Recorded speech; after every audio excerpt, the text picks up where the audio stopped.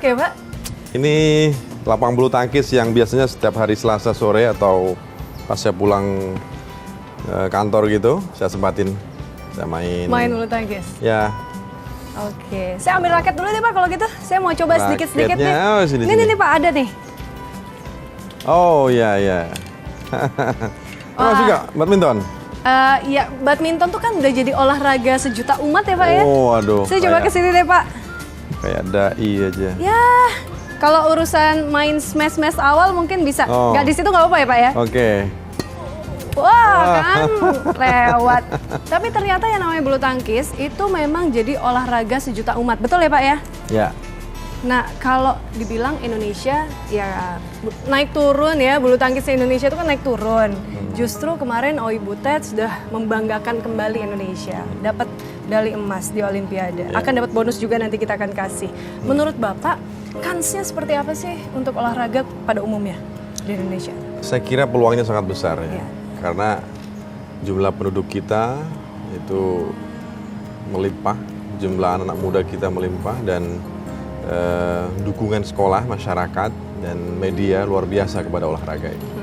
Artinya peluang untuk mendapatkan lebih banyak medali di ajang multi event internasional maupun single event itu sangat besar sekali. Tinggal bagaimana sekarang ada kemauan yang besar dari kita untuk menyiapkan atlet itu secara berlapis. Sehingga tidak lagi itu aja yang tampil. Ada regenerasinya. Ada regenerasi, dan regenerasi itu harus dilakukan kompetisi yang rutin gitu loh. Jadi tidak harus beberapa series itu hanya itu aja yang ikut, tapi juga harus disertakan atlet pelapis kedua, ketiga, sehingga mereka juga punya pengalaman bertanding dan punya teman baru.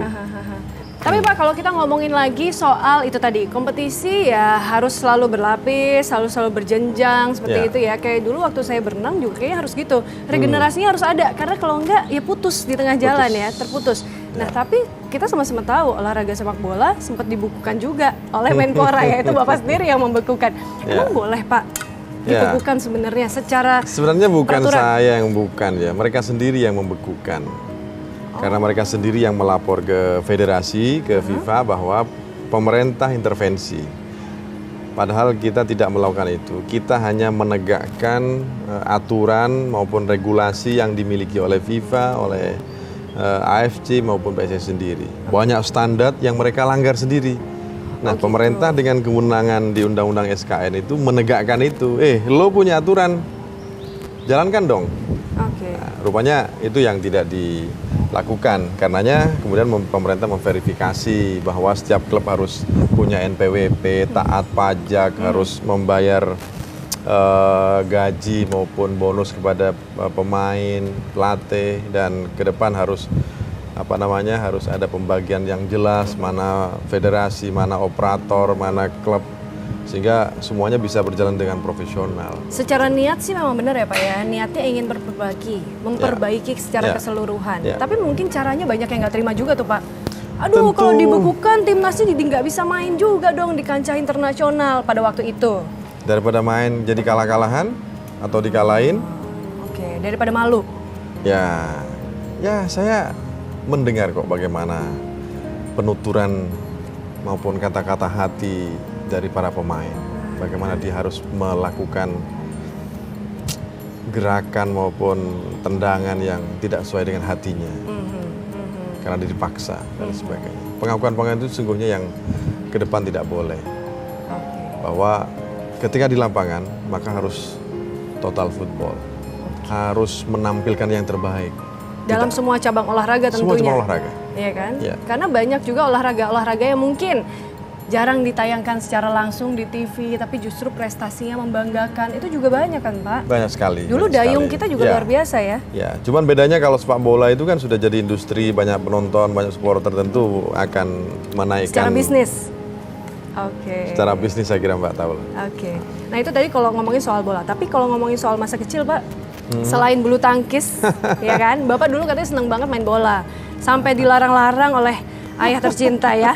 Dilarang-larang katanya terlalu sering main bola gitu, justru jangan. Benar nggak sih Pak? Ya, di kampung saya kalau kecil itu menjelang maghrib itu anak-anak sudah harus mandi dan siap-siap untuk berangkat ke musola atau langgar untuk sholat maghrib.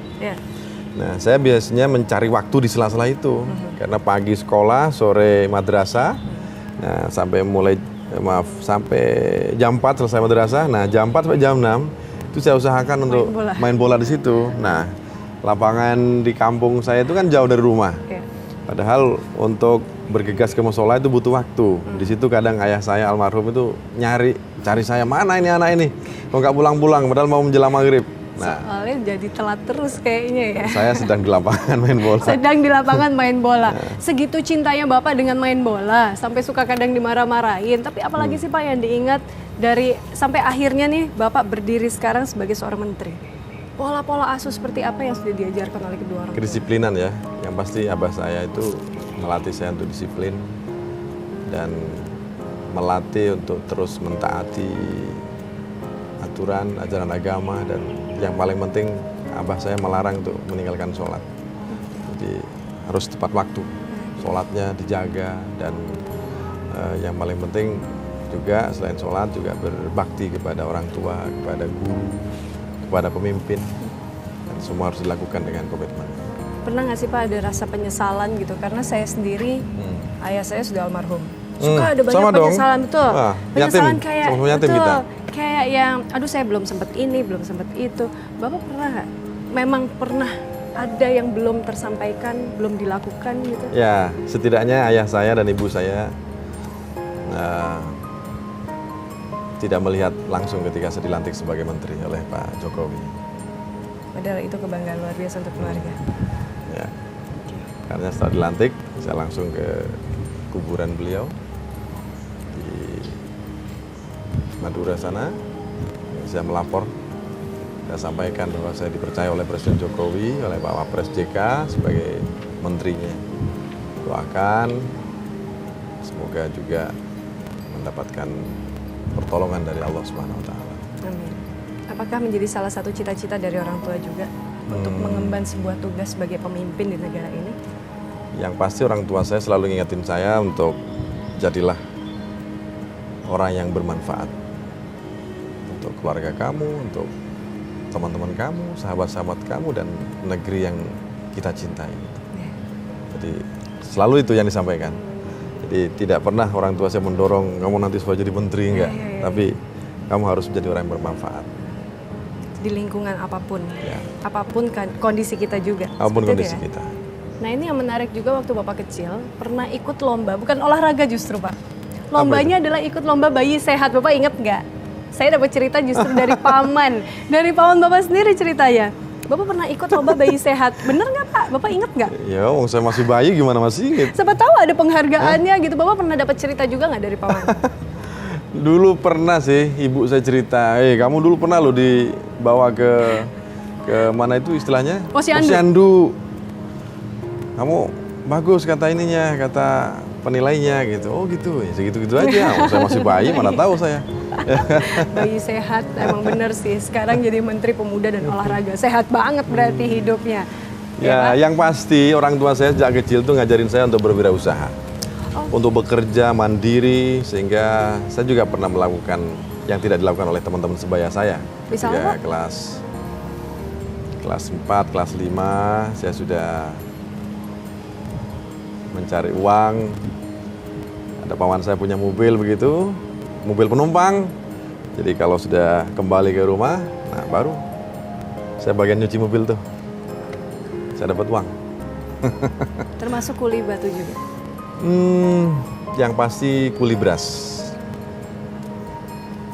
Ya, saudara nenek saya itu punya toko besar gitu. Terus kalau setiap malam Sabtu pasti datang itu. Apa barang-barang untuk toko sembako itu, termasuk beras. Nah, saya kuli di situ 50 kilo gitu. Lumayan, sekali kuli waktu itu saya dikasih Rp25. Ya, alhamdulillah. Dan di itu pengalaman. Itu besar. Pengalaman. Kalau setiap Jumat, habis Jumatan orang tua saya minta untuk jaga warung. Jadi saya jaga warung. Ibu saya selalu minta kalau pagi habis subuh sebelum berangkat sekolah bantu ibu untuk masak nasi, dan itu nanti yang dibawa ke warung. Karena kebetulan orang tua saya punya warung soto. Wah, enak pasti. Jadi itulah pengalaman-pengalaman yang betul-betul memantapkan hati saya untuk terus mendorong, termasuk mendorong anak-anak saya untuk terus mandiri. Jangan lagi bergantung pada siapapun, karena kitalah nanti yang bertanggung jawab di kehidupan itu. Apalagi sekarang sudah beda zaman ya Pak ya, serba digital semuanya. Semua serba cepat. Semua serba cepat, dan anak-anak kita itulah tetap harus kita sebagai orang tua yang menjadi mentor mereka. Pak, habis ini Bapak akan langsung berangkat ke Cibubur, betul ya? Ya. Oke, kalau gitu jangan kemana-mana, tetap bersama kami, Adewit, Bapak Imam Nahrawi.